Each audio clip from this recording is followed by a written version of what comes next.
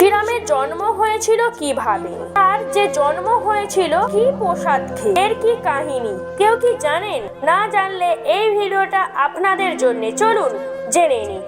অযোধ্যার মহারাজা দশরথ ছিলেন ধর্মরাজা, কিন্তু তার কোনো সন্তান ছিল না। তিনি আচার্য ঋষি সিংহের পরামর্শ করেন পুত্র কামিষ্ঠে যজ্ঞের শেষে অগ্নিদেব স্বয়ং প্রকাশ পেয়ে রাজাকে দেন দিব্য পায়েস। বলেন, যে রানী এই প্রসাদ গ্রহণ করবে তার গর্ভে জন্ম নেবে ঈশ্বরের অংশ।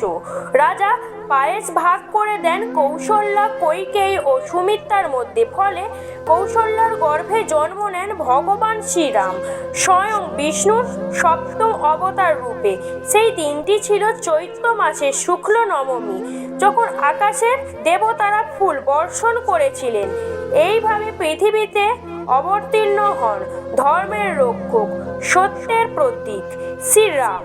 এই রকম ভিডিও পাওয়ার জন্য চ্যানেলটিকে সাবস্ক্রাইব করুন, আমাদের সঙ্গে থাকুন। ভিডিওটি ভালো লেগে থাকলে লাইক, কমেন্ট, শেয়ার করতে ভুলবেন না।